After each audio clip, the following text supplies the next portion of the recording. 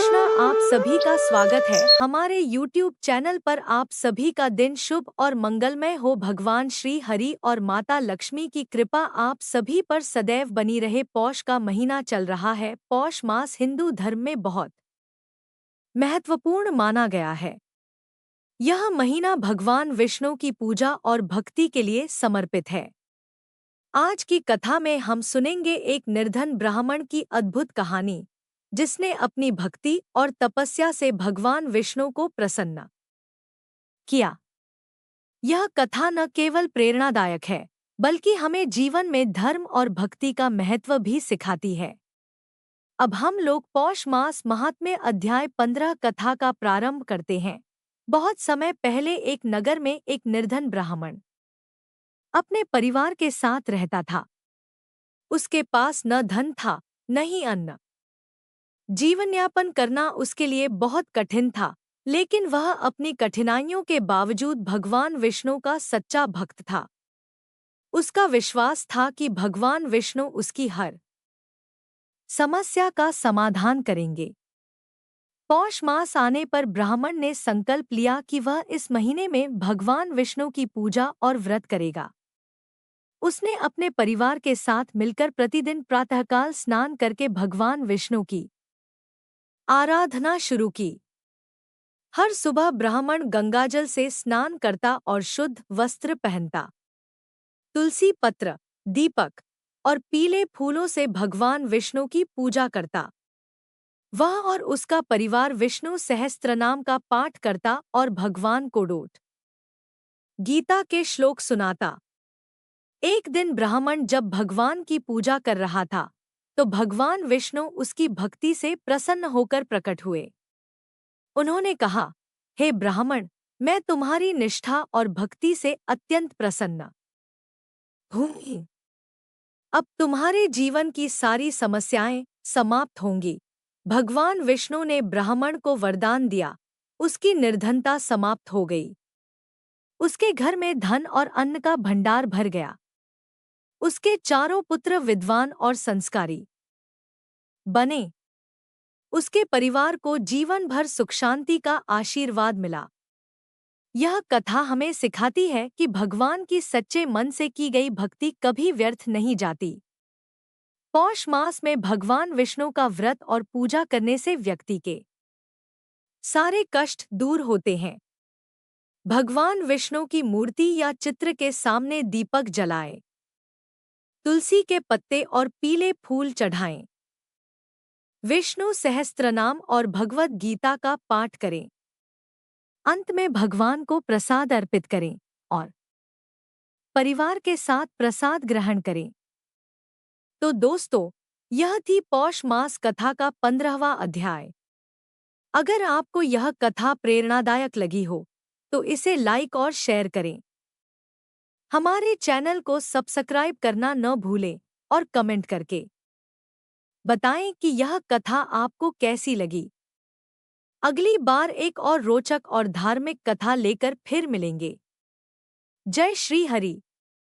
कल के अध्याय में हम लोगों ने सुना था सुकला का रानी सुदेवा की महिमा बताते हुए एक शूकर और शुक्री का उपाख्यान सुनाना। शुक्री द्वारा अपने पति के पूर्वजन्म का वर्णन आज के प्रसंग में हम लोग सुनेंगे। शुक्री द्वारा अपने पूर्वजन्म के वृत्तांत का वर्णन तथा रानी सुदेवा के दिए हुए पुण्य से उसका उद्धार। शुक्री बोली, कलिंग, उड़ीसा नाम प्रसिद्ध एक सुंदर देश है। वहाँ श्रीपुर नाम का एक नगर था। उसमें वसुदत्त नाम के एक ब्राह्मण निवास करते थे। ये सदा सत्य धर्म में तत्पर, वेदवेत्ता, ज्ञानी, तेजस्वी, गुणवान और धनधान्य से भरे पूरे थे। अनेक पुत्र पौत्र उनके घर की शोभा बढ़ाते थे। मैं वसुदत्त की पुत्री थी। मेरे और भी कई भाई स्वजन तथा बांधव थे। परम बुद्धिमान पिता ने मेरा नाम सुदेवा रखा। मैं अप्रतिम सुंदरी थी। संसार में दूसरी कोई स्त्री ऐसी नहीं थी जो रूप में मेरी समानता कर सके। रूप के साथ ही चढ़ती जवानी पाकर मैं गर्व से उन्मत्त हो उठी। मेरी मुस्कान बड़ी मनोहर थी। बचपन के बाद जब मुझे हाव भाव से युक्त यौवन प्राप्त हुआ, तब मेरा भरापूरा रूप देखकर मेरी माता को बड़ा दुख हुआ। वह पिता से बोलो, महाभाग, आप कन्या का विवाह क्यों नहीं कर देते? अब यह जवान हो चुकी है, इसे किसी योग्य वर को सौंप दीजिए। वसुदत्त ने कहा, कल्याणी, सुनो, मैं उसी वर के साथ इसका विवाह करूंगा जो विवाह के पश्चात मेरे ही घर पर निवास करे, क्योंकि सुदेवा मुझे प्राणों से भी बढ़कर प्यारी है। मैं इसे आंखों से ओट नहीं होने देना चाहता। तदंतर एक दिन संपूर्ण विद्याओं में विशारद एक कौशिक गोत्री ब्राह्मण भिक्षा के लिए मेरे द्वार पर आए। उन्होंने वेदों का पूर्ण अध्ययन किया था। वे बड़े अच्छे स्वर से वेद मंत्रों का उच्चारण करते थे।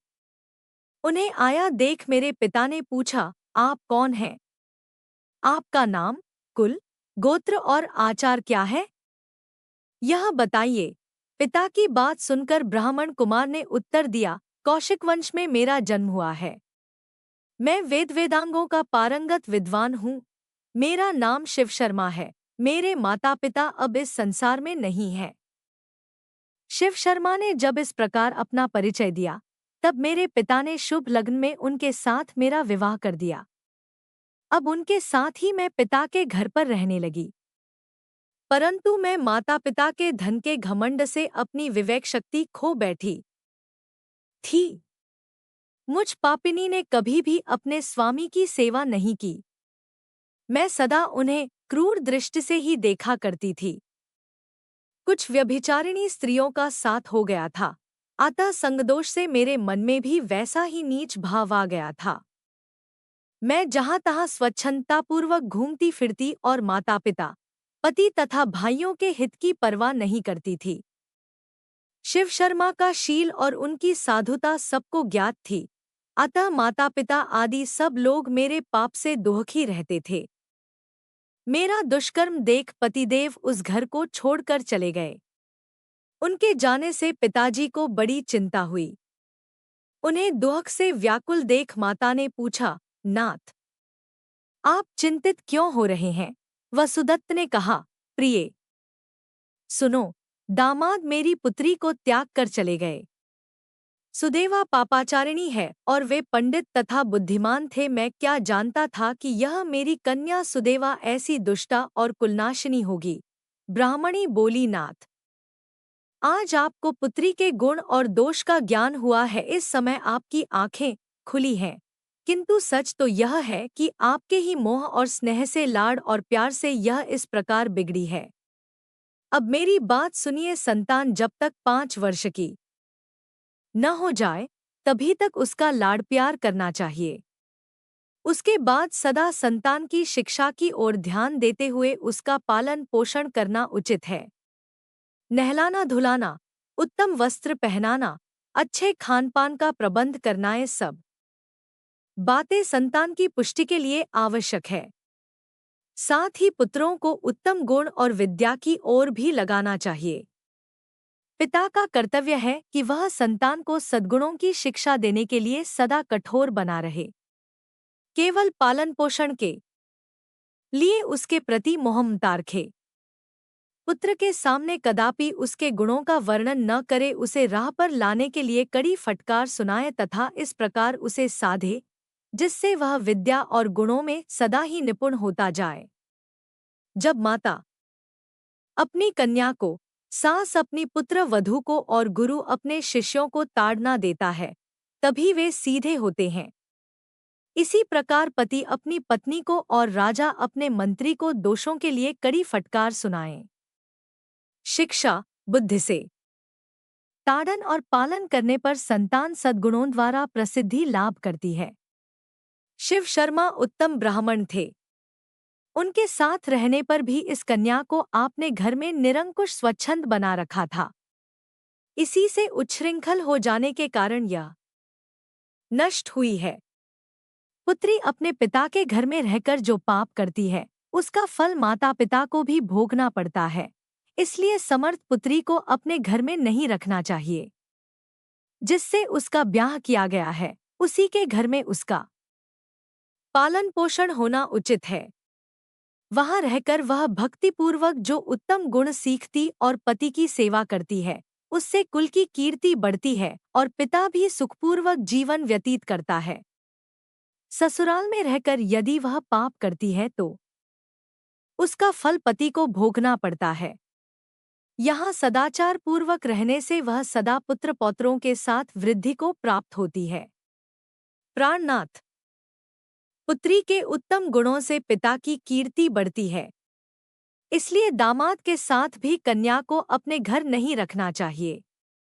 इस विषय में एक पौराणिक इतिहास सुना जाता है, जो 28वें द्वापर के आने पर संघटित होने वाला है। यदुकुल श्रेष्ठ वीरवर उग्रसेन के यहाँ जो घटना घटित होने वाली है, उसी का मैं भूतकाल के रूप में वर्णन करूंगी। माथुर प्रदेश में मथुरा नाम की नगरी है। वहां उग्रसेन नाम वाले यदुवंशी राजा राज्य करते थे। वे शत्रु विजयी, संपूर्ण धर्मों के तत्वज्ञ, बलवान, दाता और सद्गुणों के जानकार थे। मेधावी राजा उग्रसेन धर्मपूर्वक राज्य का संचालन और प्रजा का पालन करते थे।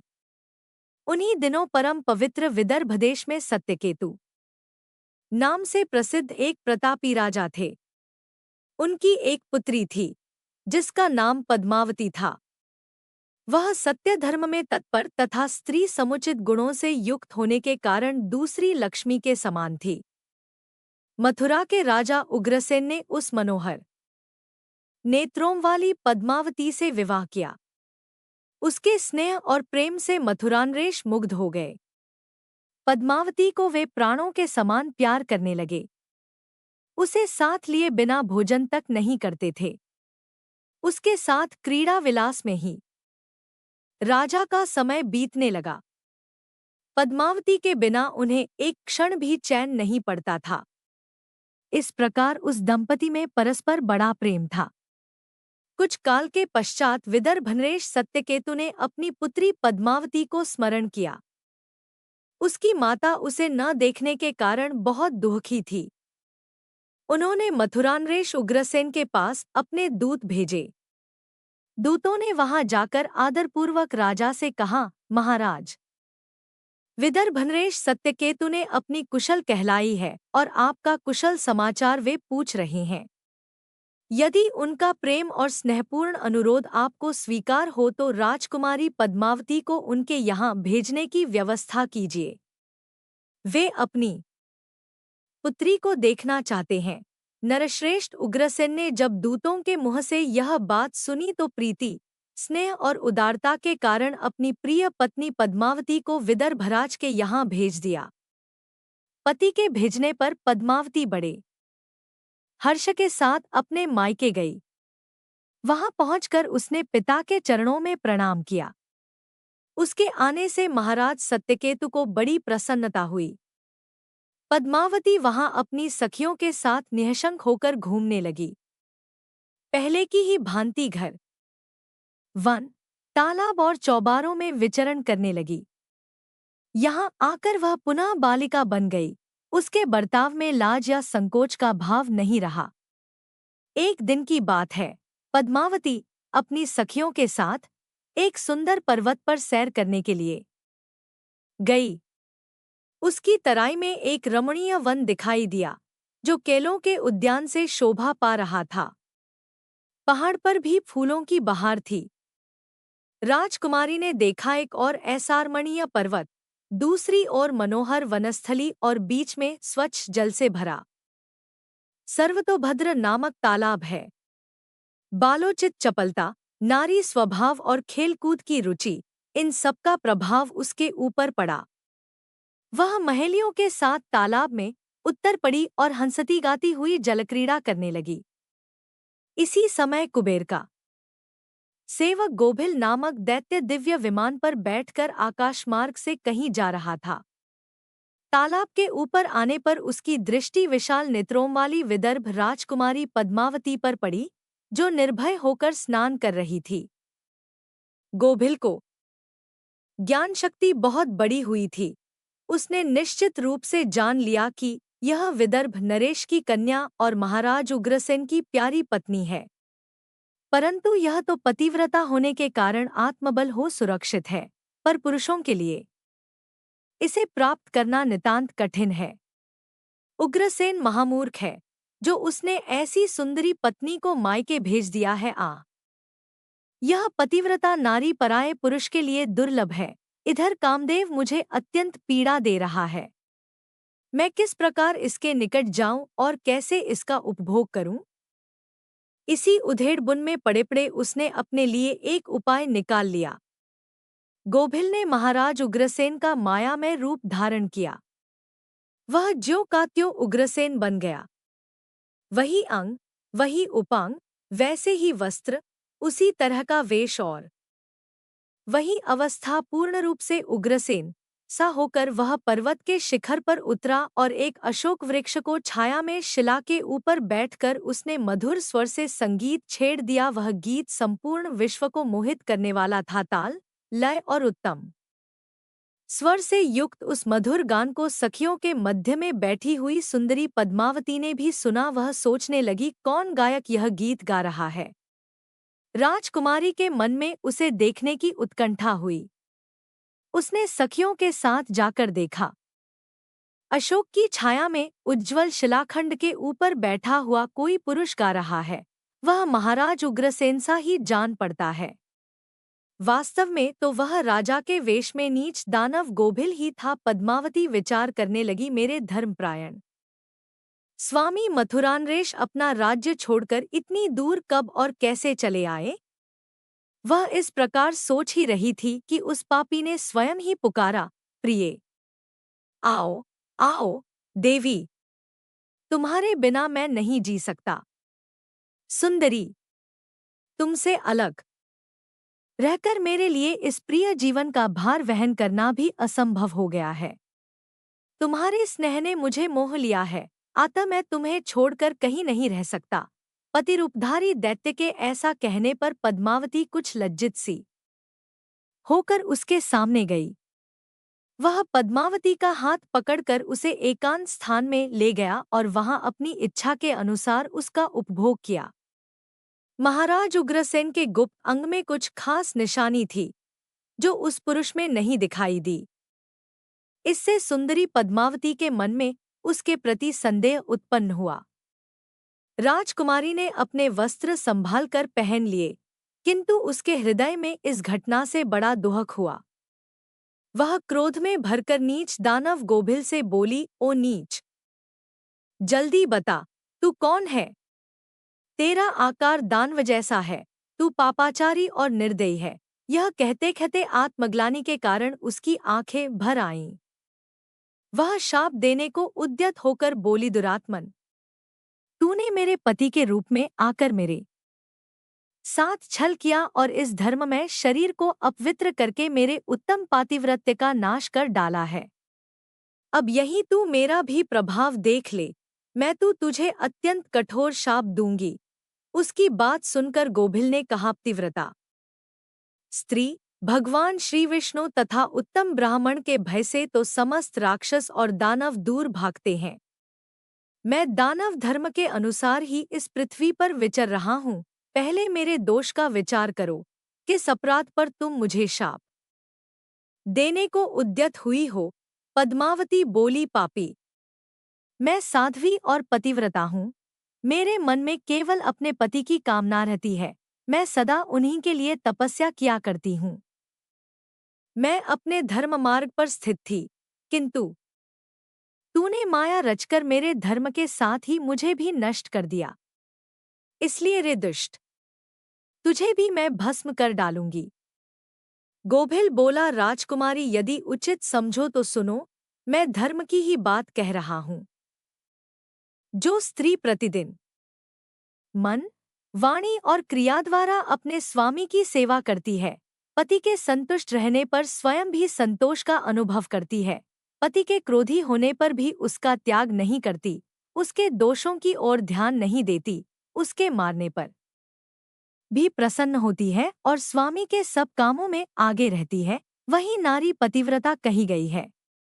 यदि स्त्री इस लोक में अपना कल्याण करना चाहती हो तो वह पतित, रोगी, अंगहीन, कोढ़ी, सब धर्मों से रहित तथा पापी पति का भी परित्याग न करे, जो स्वामी को छोड़कर जाति और दूसरे दूसरे कामों में मन लगाती है, वह संसार में सब धर्मों से बहिष्कृत व्यभिचारिणी समझी जाती है। जो पति की अनुपस्थिति में लोलुपतावश ग्राम्य भोग तथा श्रृंगार का सेवन करती है, उसे मनुष्य कुलटा कहते हैं। मुझे वेद और शस्त्रों द्वारा अनुमोदित धर्म का ज्ञान है। गृहस्थ धर्म का परित्याग करके पति की सेवा छोड़कर यहाँ किस लिए आए? इतने पर भी अपने ही मुंह से कहती हो मैं पतिव्रता हूँ। कर्म से तो तुम में पातिव्रत्य का लेशमात्र भी नहीं दिखाई देता।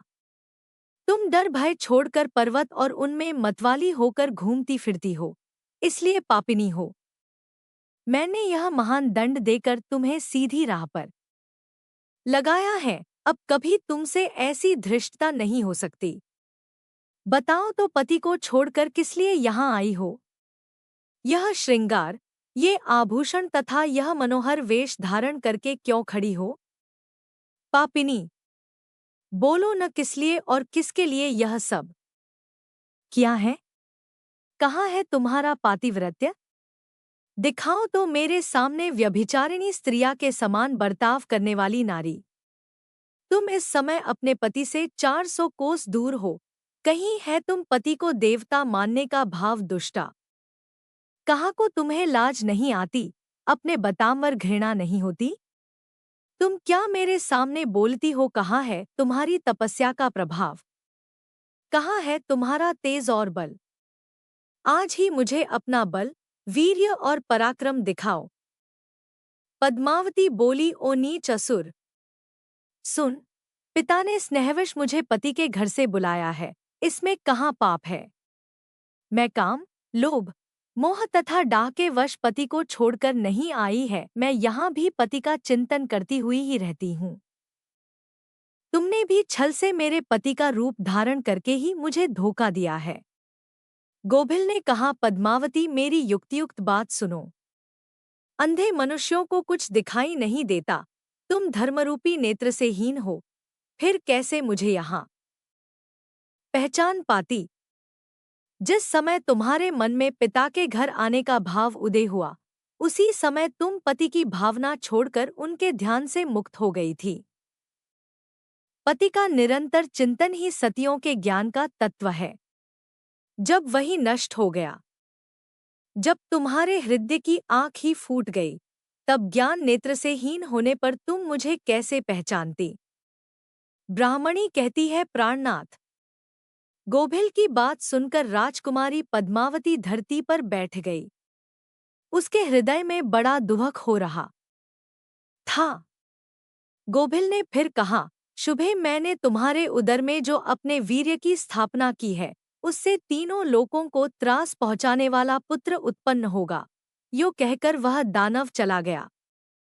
गोभिल बड़ा दुराचारी और पापात्मा था। उसके चले जाने पर पद्मावती महान दुहक से अभिभूत होकर रोने लगी। रोने का शब्द सुनकर सखिया उसके पास दौड़ी आईं और पूछने लगी, राजकुमारी रोती क्यों हो? मथुरानरेश महाराज उग्रसेन कहाँ चले गए?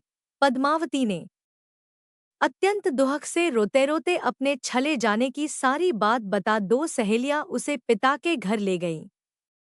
उस समय वह शोक से कातर हो थरथर काँप रही थी। सखियों ने पद्मावती की माता के सामने सारी घटना कह दी। सुनते ही महारानी अपने पति के महल में गरियों और उनसे कन्या का सारा वृत्तांत उन्होंने कह सुनाया। उस सुनकर महाराज सत्यकेतु को बड़ा दुहक हुआ। उन्होंने सवारी और वस्त्र आदि देकर कुछ लोगों के साथ पुत्री को मथुरा में उसके पति के घर भेज दिया। धर्मात्मा राजा उग्रसेन पद्मावती को आई देख बहुत प्रसन्न हुए। वे रानी से बार बार कहने लगे, सुंदरी, मैं तुम्हारे बिना जीवन धारण नहीं कर सकता।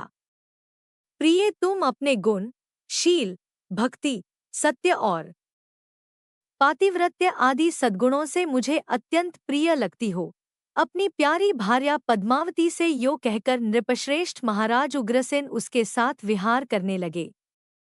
सब लोगों को भय पहुंचाने वाला उसका भयंकर गर्भ दिन दिन बढ़ने लगा, किंतु उस गर्भ का कारण केवल पद्मावती ही जानती थी। अपने उदर में बढ़ते हुए उस गर्भ के विषय में पद्मावती को दिनरात चिंता बनी रहती थी। 10 वर्ष तक वह गर्भ बढ़ता ही गया। तत्पश्चात उसका जन्म हुआ। वही महान तेजस्वी और महाबली कंस था, जिसके भव से तीनों लोकों के निवासी थर्रा उठे थे तथा जो भगवान श्री कृष्ण के हाथ से मारा जाकर मोक्ष को प्राप्त हुआ। स्वामिन, ऐसी घटना भविष्य में संघटित होने वाली है।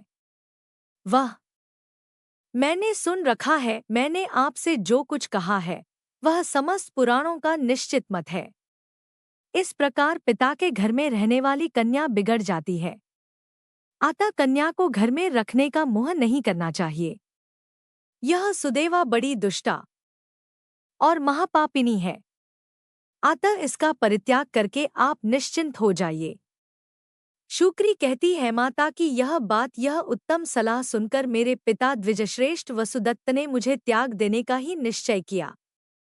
उन्होंने मुझे बुलाकर कहा, दुष्टे, कुल में कलंक लगाने वाली दुराचारिणी, तेरे ही अन्याय से परम बुद्धिमान शिव शर्मा चले गए।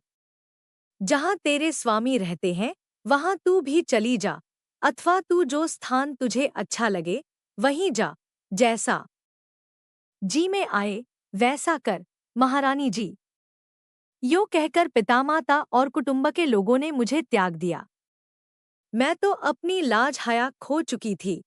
शीघ्र ही वहां से चल दी, किंतु कहीं भी मुझे ठहरने के लिए स्थान और सुख नहीं मिलता था। लोग मुझे देखते ही यह कुलटा आई कहकर दुत्कारने लगते थे। कुल और मान से वंचित होकर घूमती फिरती मैं प्रांत से बाहर निकल गई और गुर्जर देश, गुजरात प्रांत के सौराष्ट्र प्रभास नामक पुण्यतीर्थ में जा पहुंची, जहां भगवान शिव सोमनाथ का मंदिर है। मंदिर के पास ही वनस्थल नाम से विख्यात एक नगर था, जिसकी उस समय बड़ी उन्नति थी। मैं भूख से अत्यंत पीड़ित थी, इसलिए खपरा लेकर भीख मांगने चली, परंतु सब लोग मुझसे घृणा करते थे। यह पापिनी आई, भगाओ इसे, यो कहकर कोई भी मुझे भिक्षा नहीं देता था। इस प्रकार दुखमय जीवन व्यतीत करती मैं बड़े भारी रोग से पीड़ित हो गई। उस नगर में घूमते घूमते मैंने एक बड़ा सुंदर घर देखा, जहां वैदिक पाठशाला थी। वह घर अनेक ब्राह्मणों से भरा था और वहां सब ओर वेद मंत्रों की ध्वनि हो रही थी। लक्ष्मी से युक्त और आनंद से परिपूर्ण उस रमणीय गृह में मैंने प्रवेश किया। वह सब ओर से मंगलमय प्रतीत होता था। मेरे पति शिव शर्मा का ही वह घर था। मैं दुख से पीड़ित होकर बोली, भिक्षा दीजिए। द्विजश्रेष्ठ शिवराम ने भिक्षा का शब्द सुना। उनकी एक भार्या थी, जो साक्षात लक्ष्मी के समान रूपवती थी। उसका मुख बड़ा ही सुंदर था। वह मंगला नाम से प्रसिद्ध थी। परम बुद्धिमान धर्मात्मा शिवशमनी मंद मंद मुस्कराती हुई अपनी पत्नी मंगला से कहा, प्रिय, वह देखो एक दुबली पतली स्त्री आई है, जो भिक्षा के लिए द्वार पर खड़ी है। इसे घर में बुलाकर भोजन दो। मुझे आई जान मंगला का हृदय अत्यंत करुणा से भर आया। उसने मुझ दीन दुर्बल भिक्षुकी को मिष्टान्न भोजन कराया। मैं अपने पति को पहचान गई थी। उन्हें देखकर लज्जा से मेरा मस्तक झुक गया।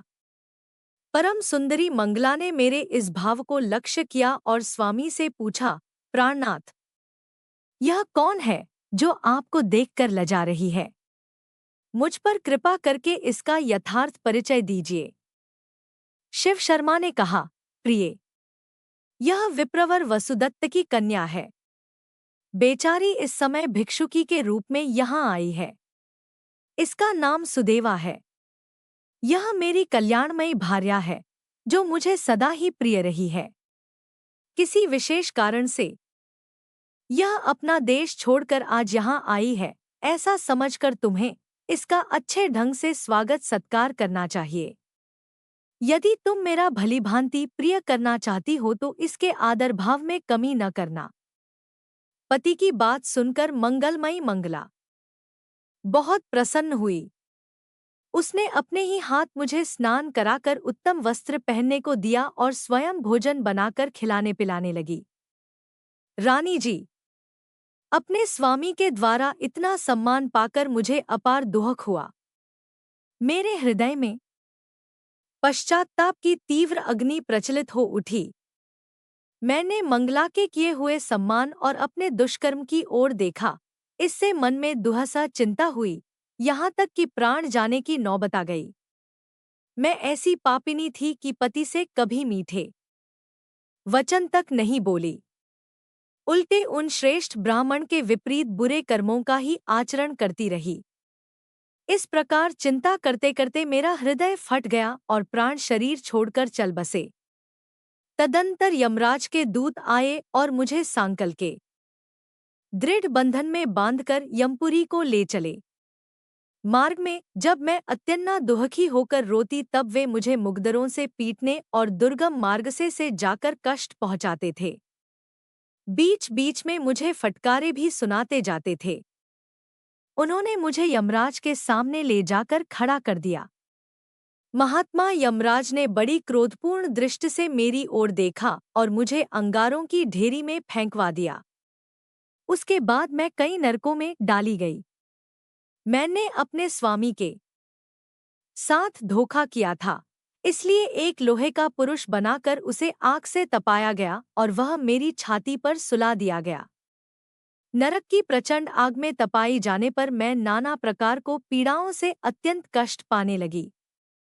असिपत्र वन में पड़कर मेरा सारा शरीर छिन्न भिन्न हो गया। फिर मैं पीप, रक्त और विष्ठा में डाली गई। कीड़ों से भरे हुए कुंड में रहना पड़ा। आरी से मुझे चीरा गया। शक्ति नामक अस्त्र का भलीभांति मुझ पर प्रहार किया गया। दूसरे नरकों में भी मैं गिराई गई। अनेक योनियों में जन्म लेकर मुझे असह्य दुख भोगना पड़ा। पहले सियार की योनि में पड़ी, फिर कुत्ते की योनि में जन्म लिया। तत्पश्चात क्रमशः सांप, मुर्गे, बिल्ली और चूहे की योनि में जाना पड़ा। इस प्रकार धर्मराज ने पीड़ा देने वाली प्रायः सभी पापयोनियों में मुझे डाला। उन्होंने ही मुझे इस भूतल पर शूकरी बनाया है। महाभागे, तुम्हारे हाथ में अनेक तीर्थों का वास है। देवी, तुमने अपने हाथ के जल से मुझे सींचा है, इसलिए तुम्हारी कृपा से मेरा सब पाप दूर हो गया। तुम्हारे तेज और पुण्य से मुझे अपने पूर्वजन्म की बातों का ज्ञान हुआ है। रानी जी, इस समय संसार में केवल तुम ही सबसे बड़ी पतिव्रता हो। इसमें तनिक भी संदेह नहीं कि तुमने अपने स्वामी की बहुत बड़ी सेवा की है। सुंदरी, यदि मेरा प्रिय करना चाहती हो तो अपने एक दिन की प्रतिसेवा का पुण्य मुझे अर्पण कर दो। इस समय तुम ही मेरी माता, पिता और सनातन गुरु हो। मैं पापिनी, दुराचारिणी, असत्यवादिनी और ज्ञानहीना हूँ। महाभागे, मेरा उद्धार करो। शुक्ला बोली, सखियों। शुक्री की यह बात सुनकर रानी सुदेवा ने राजा इक्ष्वाकु की ओर देखकर पूछा, महाराज, मैं क्या करूं? यह शुक्री क्या कहती है? इक्ष्वाकु ने कहा, शुभे, यह बेचारी पापियों ने में पड़कर दुख उठा रही है। तुम अपने पुण्यों से इसका उद्धार करो, इससे महान कल्याण होगा। महाराज की आज्ञा लेकर रानी सुदेवा ने शुक्री से कहा, देवी, मैंने अपना 1 वर्ष का पुण्य तुम्हें अर्पण किया। रानी सुदेवा के इतना कहते ही वह शुक्री तत्काल दिव्य देह धारण कर प्रकट हुई। उसके शरीर से तेज की ज्वाला निकल रही थी। सब प्रकार के आभूषण और भांति भांति के रत्न उसकी शोभा बढ़ा रहे थे। वह साध्वी दिव्य रूप से युक्त दिव्य विमान पर बैठी और अंतरिक्ष लोक को चलने लगी। जाते समय उसने मस्तक झुकाकर रानी को प्रणाम किया और कहा, महाभागे, तुम्हारी कृपा से आज मैं पाप मुक्त होकर परम पवित्र एवं मंगलमय वैकुंठ को जा रही हूँ। यूं कहकर वह वैकुंठ को चली गई। शुक्ला कहने लगी, इस प्रकार पहले मैंने पुराणों में नारी धर्म का वर्णन सुना है। ऐसी दशा में जब पतिदेव यहाँ उपस्थित नहीं है, मैं किस प्रकार भोगों का उपभोग करूं? मेरे लिए ऐसा विचार निश्चय ही पापपूर्ण होगा। शुक्ला के मुख से इस प्रकार उत्तम पातिव्रत्य धर्म का वर्णन सुनकर सखियों को बड़ा हर्ष हुआ। नारियों को सद्गति प्रदान करने वाले उस परम पवित्र धर्म का श्रवण करके समस्त ब्राह्मण और पुण्यवती स्त्रियां धर्मानुरागिणी महाभागा शुक्ला की प्रशंसा करने लगी।